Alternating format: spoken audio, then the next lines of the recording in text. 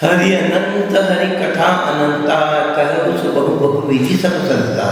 राम सिया राम जय जय राम। राम सिया राम जय जय राम। स्वागत है दोस्तों चैनल मंथन देवड़ा में। मैं Satyanarayan Devda reiki grand master and partner therapist. इस राम सप्ताह में आपका स्वागत है। पूरी अयोध्या नगरी सज रही है। रामचंद्र जी की प्राण प्रतिष्ठा, रामलला की प्राण प्रतिष्ठा के लिए बरसों इंतजार के बाद वो घड़ी आई है। सारे हिंदुस्तान में खुशियाँ चाहिए और अयोध्या नगरी तो दुल्हन की तरह सज रही है, दिवाली मन रही है। तो हम भी क्यों न दिवाली मनाएं दोस्तों। इस धुन को इस सप्ताह में हर चौराहे पर बजाई जाए ताकि पूरा वातावरण राममय हो जाए। और जिस दिन प्राण प्रतिष्ठा हो उस दिन सुबह से इसी धुन में रहे और अपने घर में भी दिवाली मनाते हुए आयोजन, पूरे धार्मिक आयोजन करें। प्रभु राम की प्राण प्रतिष्ठा हो रही है। प्राण प्रतिष्ठा यानी क्या है? प्राणों को प्रतिष्ठित करना, प्राणों को स्थापित करना। किसने? मूर्ति में। कौन कर सकता है ये काम? पुजारी, जो पूजा आरती करता है, दिन रात सेवा करता है। और भारत के पंडित जो मंत्रोच्चारण से उस मूर्ति में प्राण का आवाहन करते हैं, प्रभु का आवाहन करते हैं। और प्रभु का आवाहन के बाद उस मूर्ति में प्रभु विराजमान हो जाते हैं। इसको हम प्राण प्रतिष्ठा कहते हैं। नहीं तो वो तो पत्थर की मूर्ति है दोस्तों। इतनी ममता नदियों को जहाँ माता कह के बुलाते हैं, इतना आदर इंसान तो कहे जहाँ पत्थर भी पूजे जाते हैं। कि धरती पे मैंने जन्म लिया ये सोच के मैं इतराता हूँ, भारत का रहने वाला हूँ, भारत की बात सुनाता हूँ। ये धरती हिंदुस्तान की, यहीं पर पत्थर में भी भगवान बसते हैं, नदियों में भगवान बसते हैं, इंसान के दिलों में भगवान बसते हैं। और उन सब का आदर होता है, उन सब की पूजा होती है। ये मेरे हिंदुस्तान की शान है दोस्तों। हनुमान चालीसा में कहा है, श्री गुरु चरण सरोज रज निज मनु मुकुर सुधार वर्णव रघुवर विमल यश जो दायकु पंचा। कौन से चार पद है? इंसान के जीवन के चार गोल है। जब इंसान पैदा होता है तो उसको चार गोल दिए जाते हैं। बहुत कुछ उसको दिया जाता है, लेकिन ये महत्व के चार गोल है। वो है पहला धर्म, दूसरा काम, तीसरा अर्थ और चौथा मोक्ष।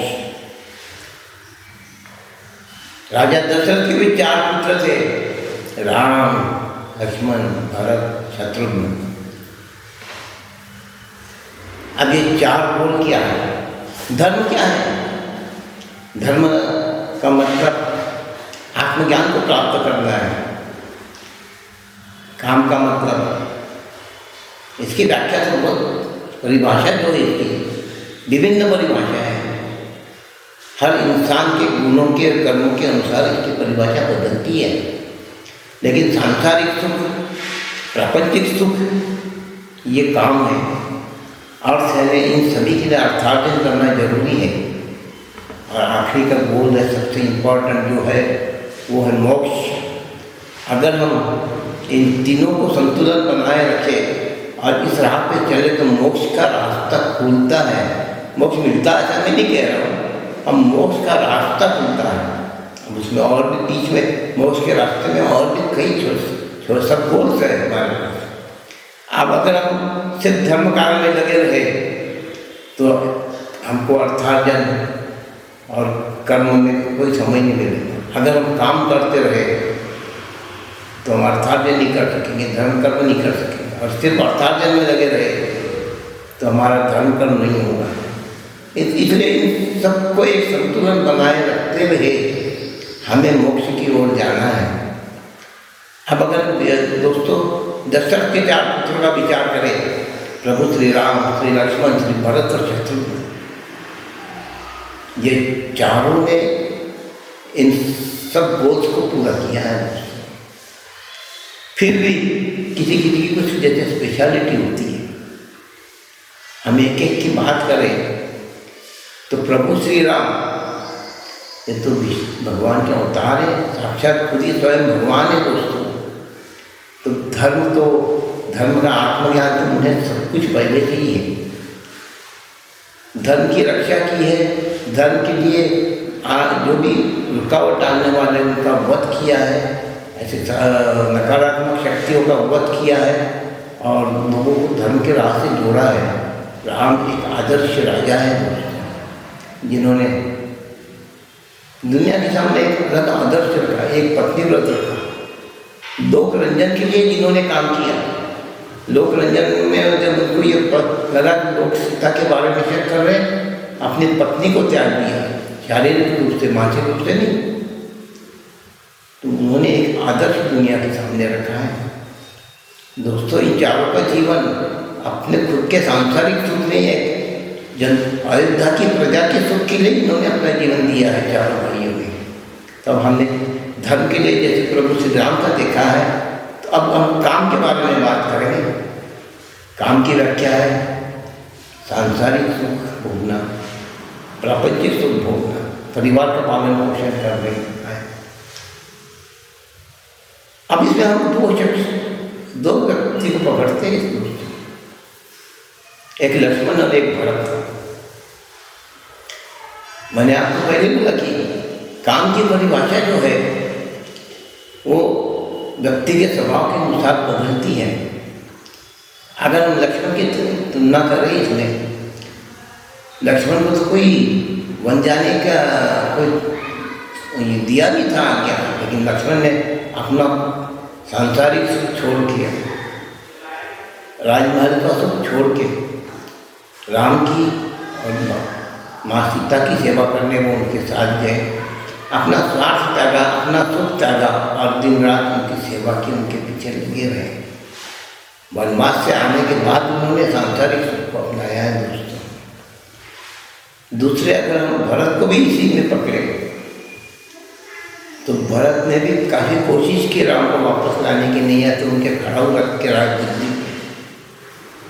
खुद ने राजकाज चलाया, जनता की सेवा की, प्रभु राम की याद में उनके नाम लेके उन्होंने अयोध्या का राजकाज चलाया निस्वार्थ भाव से, सारे सांसारिक सुखों का त्याग करके। ये बड़ी बात है।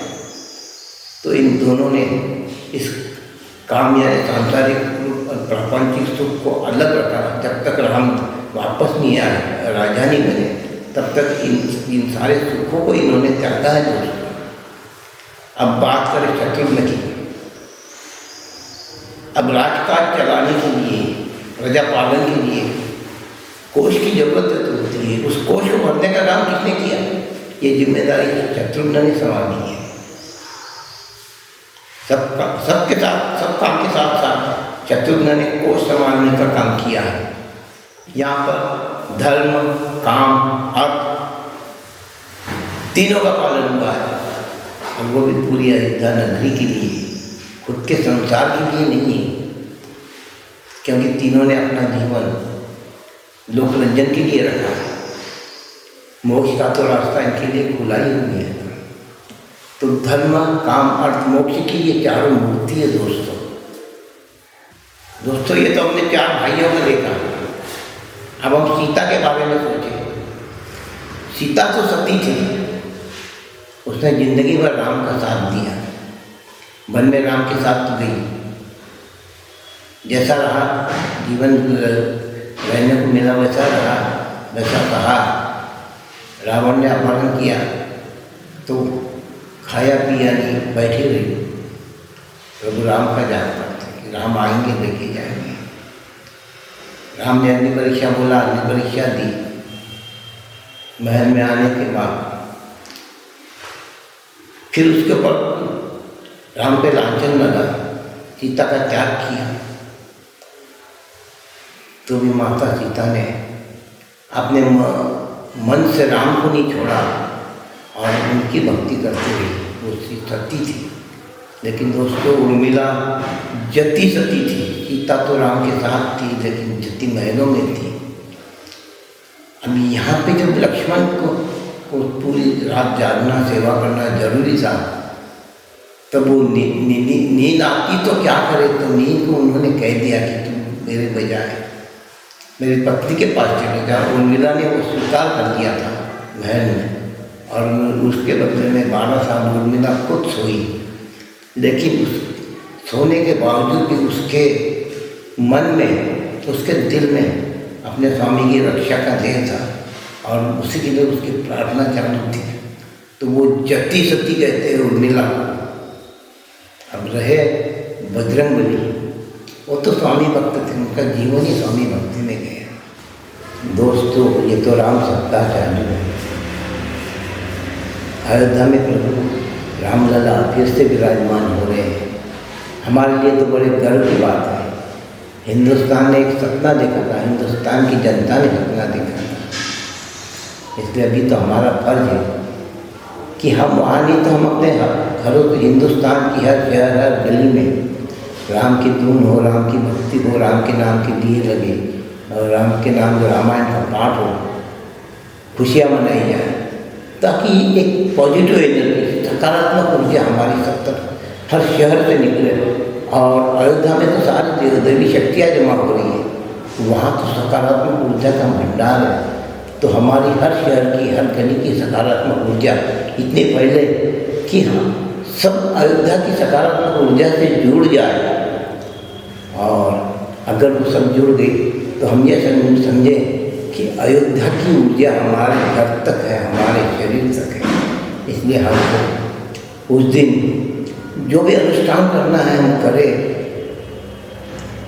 जितने भी पूजा पाठ धर्म कर्म करना है उस दिन हम करें, और उसी में हम व्यस्त रहे। यही है मेरी एक इच्छा है दोस्तों।